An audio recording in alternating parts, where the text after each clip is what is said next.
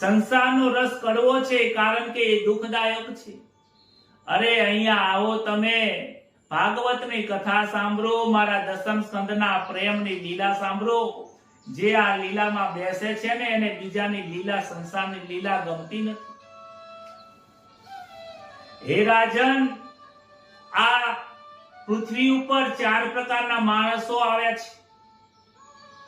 સાધારણ રીતે જીવોની અંદર 4 પ્રકારના ભેદ છે. આ સંસારમાં 4 પ્રકારના મનુષ્ય છે.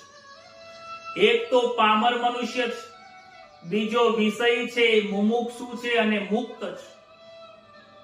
પામર મનુષ્ય એ છે કે જે અધર્મથી કમાય છે, કે જેને ધર્મનું થોડું પણ જ્ઞાન નથી. પામર એટલે એટલો બધો અજ્ઞાની છે કે જેને ભગવાન આ કથાનું રસપાન ક્યારે મળ્યું નથી. અરે એને કિસ્મત જ નથી, મંદિરમાં જતો નથી, ભક્તિ કરતો નથી અને ભગવાનમાં માનતો નથી. જેને સાચું વસ્તુની હાથમાં આવી જ નથી,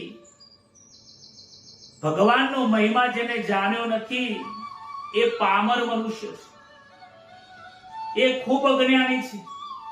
એ આંખે પાટા બાંધીને આ જગતની અંદર જાણે કે રખડતો હોય ને, એ આંધળા સ્વરૂપ છે. બીજો વ્યક્તિ વિષય છે કે એ ધર્મથી, જે નીતિથી કમાય છે, પરંતુ પૈસા એ વિષયમાં ભોગવે છે.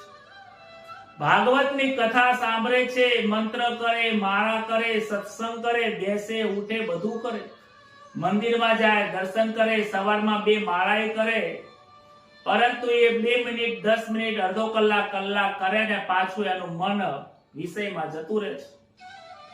સાચું સમજાય છે પરંતુ સમજતો નથી, એ બીજા નંબરમાં આવે છે. કે એના કિસ્મતમાં થોડું ભગવાનનું ભજન લખ્યું છે પરંતુ સુધરતો નથી. આ ઝેરના સાપ જેવા છે. એના 2 બગડે છે, ભજન પણ બગડે છે અને સંસારનું સુખ પણ બગડે છે. એકેમાં પૂર્ણ આનંદ લઈ નથી શકતો. ત્રીજા નંબરમાં મુમુક્ષુ આવે છે કે જેને ભગવાનની પ્રાપ્તિ કરવી છે.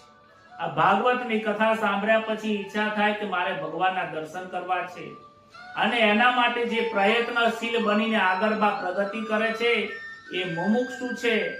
અને આ જીવનની અંદર સંસાર ભોગવવા છતાં પણ, સંસારમાં રહેવા છતાં પણ જર કમત વત રહીને જે જીવન જીવે છે એ જીવન મુક્ત છે. એવું નહીં સમજવાનું કે આ સંસારમાં એવા પુરુષો નથી. એવા આજે ઘણા પુરુષો છે